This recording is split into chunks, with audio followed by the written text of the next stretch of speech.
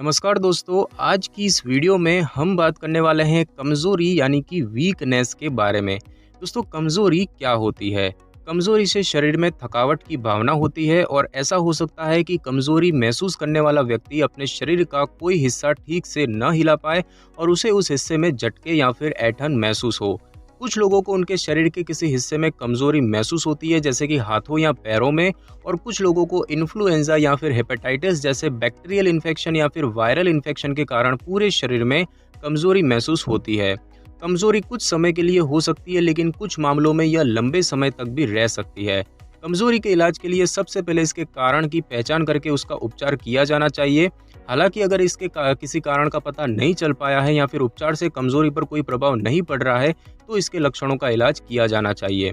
अगर कमजोरी ऐसे विकार के कारण हुई है जिसमें शरीर की प्रतिरक्षा प्रणाली स्वस्थ कोशिकाओं को नुकसान पहुंचाती है, तो कॉर्टिकोस्टेरॉइड दवाओं से कमजोरी का इलाज किया जा सकता है। दोस्तों, अब हम जानेंगे कि कमजोरी के कितने प्रकार होते हैं। तो दोस्तों, कमजोरी के दो प्रकार होते हैं। पहला होता है न्यूरोमस्कुलर कमजोरी। तो न्यूरोमस्कुलर कमजोरी में किसी दिक्कत या फिर क्षति के कारण मांसपेशी की ताकत कम हो जाती है, जिससे उसके कार्य करने की क्षमता में कमी आती है। और दूसरा प्रकार होता है दोस्तों नॉन न्यूरोमस्कुलर कमजोरी। तो नॉन न्यूरोमस्कुलर कमजोरी में आपको कोई कार्य करते समय कमजोरी महसूस होती है, जबकि वास्तव में मांसपेशी बिल्कुल सामान्य होती है। और अब हम दोस्तों जानेंगे कि कमजोरी के लक्षण क्या होते हैं। दोस्तों, अगर आपको शरीर के किसी एक हिस्से में कमजोरी महसूस हो रही है, तो हो सकता है कि आप उस हिस्से को ठीक से हिला ना पाए या फिर वो हिस्सा ठीक से अपना कार्य न कर पाए। और आप कुछ लक्षण भी अनुभव कर सकते हैं, जैसे कि प्रभावित अंग से कोई कार्य करने में देरी होना, प्रभावित अंग में कंपन या फिर झटके महसूस होना, मांसपेशी में झटका महसूस होना और मांसपेशियों में ऐंठन होना। पूरे शरीर में कमजोरी होने से आपको थकान महसूस होने लगती है और ऐसा लगता है जैसे आपको फ्लू हो गया हो। कई मामलों में ऐसा भी हो सकता है कि आपको बिना थकावट कमजोरी महसूस हो। और पूरे शरीर में कमजोरी महसूस करने वाले कुछ लोगों को बुखार, फ्लू जैसे लक्षण और प्रभावित अंग में दर्द भी महसूस होता है।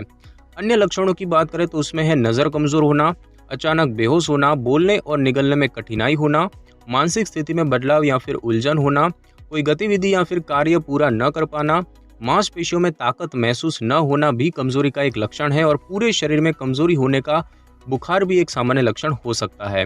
और अगर आपको कुछ और भी आप लक्षण अनुभव करते हैं, जैसे कि चक्कर आना, उलझन होना, बोलने में परेशानी, नजर में बदलाव, छाती में दर्द, सांस लेने में दिक्कत या फिर अनियमित दिल की धड़कन, तो आपको अपने डॉक्टर के पास जाना चाहिए और उनसे जांच करवानी चाहिए। और अब हम दोस्तों जानेंगे कि कमजोरी क्यों होती है, इसके होने के क्या कारण होते हैं। तो दोस्तों, कई कारणों से आपको बहुत अधिक कमजोरी महसूस हो सकती है।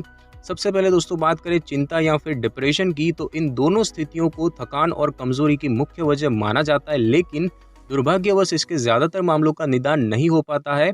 और जिसकी वजह यह है कि इसके मामले आसानी से पहचान भी नहीं आते हैं। बहुत अधिक चिंता करना या फिर अवसाद में रहना पीड़ित के जीवन स्तर और कार्यशैली पर बहुत बुरा प्रभाव डालते हैं। बात करें दोस्तों सुस्ती की, तो गतिहीन जीवन शैली और सुस्ती के कारण भी मांसपेशियां समय के साथ साथ कमजोर हो जाती है। उम्र की बात करें तो जैसे जैसे उम्र बढ़ती है, हमारी कोशिकाओं और ऊतकों की आपस में तालमेल रखने की क्षमता कम होती रहती है। और इसी वजह से बूढ़े लोग कम सक्रिय रहकर अपनी ऊर्जा बचाने लगते हैं। जब एक व्यक्ति तनाव में होता है, तो वह कमजोरी के लक्षण अनुभव करता है। साथ ही साथ दोस्तों बात की जाए इन्फेक्शन और लंबी चलने वाली बीमारियों की, तो जब शरीर को लगातार इन्फेक्शनों से लड़ना पड़ता है, तो शरीर में ऊर्जा की कमी हो जाती है। और शरीर में लंबे समय से चले आ रहे इन्फेक्शन जैसे कि टीबी और हेपेटाइटिस के कारण भी पीड़ित को थकान रहने लगती है। और इसकी एक वजह यह है कि इन बीमारियों के चलते मांसपेशियां कमजोर हो जाती है। और इसी तरह शुगर और अनिद्रा की बीमारी के चलते भी पीड़ित को बेहद कमजोरी महसूस होने लगती है। और दोस्तों बात की जाए विटामिन की कमी की, तो महत्वपूर्ण विटामिनों की कमी से लाल रक्त कोशिकाओं के निर्माण में कमी आती है, जिससे कि शरीर में ऊर्जा कम हो जाती है। अब दोस्तों हम जानेंगे कि कमजोरी के जोखिम कारक क्या होते हैं, मतलब कि ऐसे क्या जोखिम है जिनसे कमजोरी हो सकती है। तो उनमें है फ्लू, थायराइड, खून की कमी यानी कि एनीमिया, और यह मासिक धर्म के दौरान अधिक ब्लीडिंग के कारण भी हो सकता है। नींद की कमी, शुगर की बीमारी, हार्ट फेलियर, विटामिन B12 की कमी, दवाओं के side effect, chemotherapy, cancer, stroke, दिल का दौरा, नसों या मांसपेशियों में चोट लगना, नसों या मांसपेशियों को प्रभावित करने वाली बीमारियां होना, अधिक मात्रा में दवाएं लेना, अधिक मात्रा में विटामिन लेना या फिर जहर के कारण भी ऐसा हो सकता है। हालांकि कैंसर से होने वाली कमजोरी जो है वो समय के साथ साथ धीरे धीरे बढ़ती है, लेकिन हार्ट अटैक या स्ट्रोक जो होता है उससे तुरंत कमजोरी होने लग जाती है।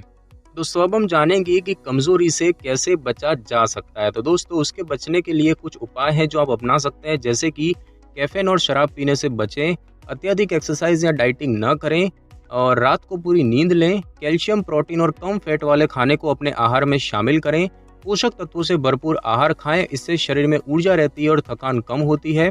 लगातार थकान महसूस होने, कम ऊर्जा महसूस होने और मांसपेशियों में कमजोरी महसूस होने पर तुरंत अपने डॉक्टर के पास जाएं और दिन में कार्यों का एक ही नियम से करने यानी कि आराम के समय और एक्टिव लाइफस्टाइल के समन्वय वाली दिनचर्या बनाकर और थोड़ी एक्सरसाइज कर लेने से कमजोरी से बचा जा सकता है। रोजाना कम से कम 30 मिनट बाहर गुजारने का प्रयास करें, इससे दिमाग और शरीर को शांति मिलती है, तनाव कम होता है और मानसिक स्वास्थ्य पर एक सकारात्मक प्रभाव पड़ता है। और अब हम दोस्तों जानेंगे कि कमज़ोरी का जो निदान है या परीक्षण है या डायग्नोसिस जो है वो कैसे किया जाता है। तो कमज़ोरी के निदान के लिए कुछ परीक्षण किए जाते हैं जिनके आधार पर इसके लिए उचित इलाज चुना जाता है। तो इसके लिए किए जाने वाले टेस्ट की बात करें तो उनमें है विटामिन B12, फोलेट और फेरिटिन के स्तर के परीक्षण सहित कंप्लीट ब्लड काउंट यानी कि CBC टेस्ट, शरीर में अंदरूनी सूजन की समस्या को देखने के लिए एरिथ्रोसाइट सेडिमेंटेशन रेट यानी कि ESR टेस्ट और सी रिएक्टिव प्रोटीन यानी कि CRP ब्लड टेस्ट, रक्त में ग्लूकोज और सीरम इलेक्ट्रोलाइट्स के स्तर का परीक्षण, liver function test, kidney function test और थायराइड फंक्शन टेस्ट और विटामिन D के स्तर को देखने के लिए भी टेस्ट किए जाते हैं।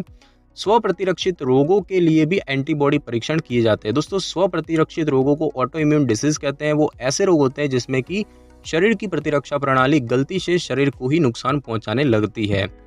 साथ ही साथ दोस्तों बात की जाए यूरिन टेस्ट की, तो शुगर, किडनी रोग या लिवर रोग या और प्रेगनेंसी का पता लगाने के लिए यूरिन टेस्ट किया जाता है और खासकर उन महिलाओं में जिन्हें हाल ही में थकान की समस्या शुरू हुई है और वह बच्चे पैदा करने की उम्र में है। और अन्य परीक्षणों की बात करें तो उसमें है HIV टेस्ट, हार्ट रोग का पता लगाने के लिए ECG और इकोकार्डियोग्राम, ट्यूबरक्यूलिन का टेस्ट, TB का पता लगाने के लिए छाती का एक्सरे और ड्रग्स के उपयोग का पता लगाने के लिए यूरिन टॉक्सिकोलॉजी टेस्ट भी किया जा सकता है।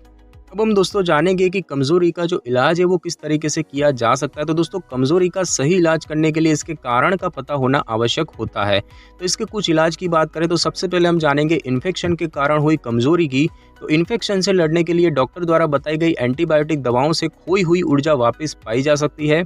डिप्रेशन के कारण हुई कमज़ोरी की बात करें तो एंटी डिप्रेशन दवाओं से थकान को ठीक किया जा सकता है।